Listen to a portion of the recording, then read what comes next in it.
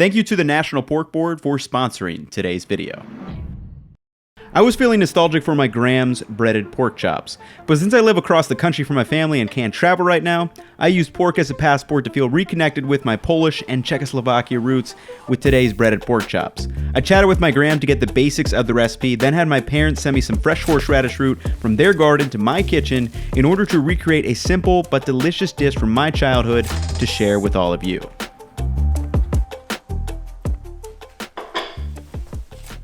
Hey everyone, I'm Ethan, a home cooking nerd who likes to find better ways to cook and share them with all of you.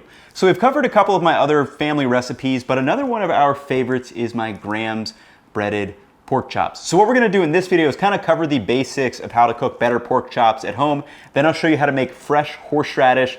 My parents sent me roots across the country. The stuff is powerfully potent. And then we'll walk through the step-by-step recipe and I'll meet you right back here for the taste test.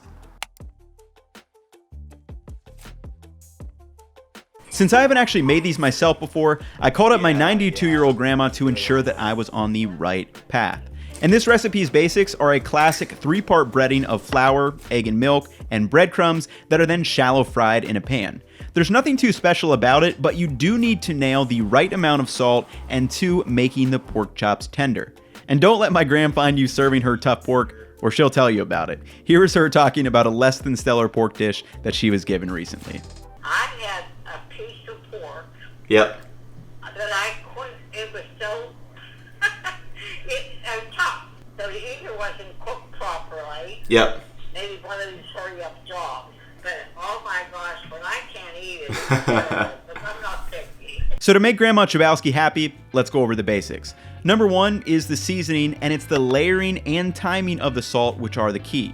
First, salt is layered on the plain pork chops to start, and then left to dry brine for at least an hour in the fridge, which will internally season the meat, just as we discussed in the grilled chicken video. Then I also like adding a bit more salt to the breadcrumbs to help them stick on the exterior of the pork. To make the chops tender, the keys are the pork's temperature and again, the timing of the salt. So pork chops are a fairly lean cut with little fat, and thus it's kind of easy to overcook them. I mean, how many of us have had a tough pork chop over the years? The easiest way to fix this is by cooking it to the right temperature. So overcooked 160° Fahrenheit pork is a thing of the past. Per the USDA, the minimum temperature is 145° Fahrenheit with a 3-minute rest. For this recipe, I do shoot for 145, but since I also want the crust to get crisp, it usually ends up being closer to around 150° Fahrenheit, which still ends up nice and juicy. Next is a dry brine, or salting your pork ahead of time. This keeps the protein coils loose in the chops and allows them to retain more moisture as they cook. Now, if you don't have at least an hour, just salt them right before and really focus on nailing that temperature. Lastly, to keep our chops tender, use bone-in pork chops because there is less exposed surface area, which means our chops retain more moisture as they cook. Now that we have pork chop basics covered, let's talk horseradish. For many family dinners at my Graham's growing up, fresh horseradish was a typical item on the table. My grandpa grew it in his garden, and now my dad grows it in his. It's a perennial with large leaf, but it's the roots that are actually used, and let me tell you, the fresh stuff is so much more potent than in what is bought at the store. Luckily enough, my parents were able to send me some fresh cut roots across the country so I could make it for you all, and it's really quite simple. First, peel the roots to expose the white flesh, and really do your best to clean them as best you can, and then chop them into cubes. And if you've never had horseradish or wonder what it tastes like, there's actually a good chance you have had it, as most wasabis you get at sushi places are predominantly made from horseradish and only about 1 to 5% real wasabi, at least according to this article from the Business Insider. Once you have the horseradish cubed, gently just wash it in a strainer and then add it to a food processor. Add a little salt and a splash of vinegar and blitz everything until it's completely smooth. And these fumes are potent. Just a subtle whiff will clear out your sinuses like no other, so be a little careful if you do decide to blend up your own. Pour the blended horseradish into a container and then just add more vinegar and salt to balance out the harshness. I like to add enough vinegar so everything is kind of gently suspended, and this stores in the fridge for a long time, but it will lose its potency over time as well. Now, we typically mix this with just ketchup for a sweet, tangy, and kind of spicy sauce for fried foods like these pork chops, and I've also used it for a nugget dipping sauce in the past. With the horseradish done, let's walk through the chops recipe and then do our taste test.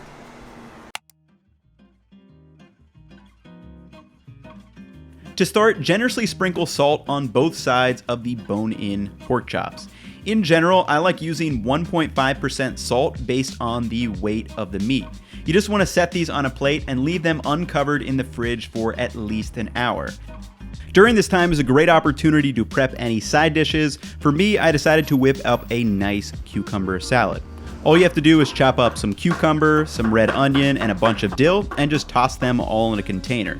To that, you add equal parts water and vinegar. Here I just use rice wine vinegar, but plain white or red wine vinegar work well too. Pour that over the top and add salt, fresh black pepper, and a sprinkle of sugar, and there you go. Shake everything up and let it sit in the fridge, and it gets better the longer it sits. Before taking out the chops, prepare the breading station with 3 trays. One with some flour, one with a beaten egg and a splash of milk, and the final one with breadcrumbs and a sprinkle of salt. Bread the pork chops by first placing them in the flour to coat the exterior, lightly shake off any excess, then move it to the egg mixture, and finally over to the breadcrumbs. Really press the breadcrumbs into the pork chop to ensure they stick and even coverage is provided. At the stove, set a cast iron skillet over medium-low heat and add enough peanut oil for shallow frying, probably about 1/4 inch. Once that's hot, just add a pinch of breadcrumbs to test the heat. They should just be lightly sizzling, not burning. Place the chops into the pan and slowly shallow fry until they are golden brown and that internal temperature reaches around 140 to 150 degrees Fahrenheit. The key here is to just go low and slow. I like to flip the chops multiple times during this process to help ensure some even browning and cooking. Now, during this time, you can feel free to wash up your breading station pans, finish prepping any sides, or just wiping down the counters. To test the temperature of the pork, I just like picking it up with tongs and sliding a thermometer into the thickest part of the meat. Once it reaches around 145 to 150 and you're satisfied with that crust, pull the chops off the heat and let them rest for about 3 minutes. Plate the pork chops up with the cucumber salad. Make sure you have your horseradish and ketchup sauce and just slice in and enjoy these juicy, tender chops. Pork has a lot of history in my family, as when my great-grandparents came from Czechoslovakia and Poland, they had a meat shop selling a variety of pork-based products. It's especially fun when I can use pork as a passport to reconnect with my family through recipes like making kielbasa with my dad, or feel like I'm right back in my grand's kitchen eating breaded pork chops. Getting a pre-sauced piece here. Let's do our taste test. And juicy, tender. It's all you could want in a pork chop right there.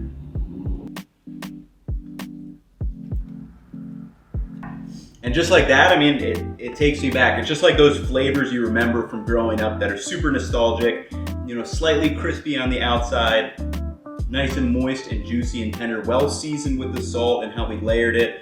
I actually did go a couple degrees over what I wanted to, 145. I think I hit like 148 or 149.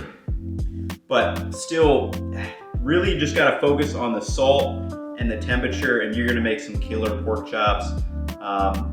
If you can get fresh horseradish, this is like, this stuff, I don't know why, we just love it in our family. Like it's tangy with the ketchup for a little bit of sweetness. It pairs super well with like fried stuff to kind of cut through the heaviness. And then that's really all there is to it. So hopefully you guys have enjoyed the video. Hopefully you learned a little bit of something. And if you want to try out, you know, the breaded pork chops, the recipe will be up on the website. But I appreciate all of you watching. I'll catch you all in the next one. Peace. Thank you again to the National Pork Board for sponsoring this video.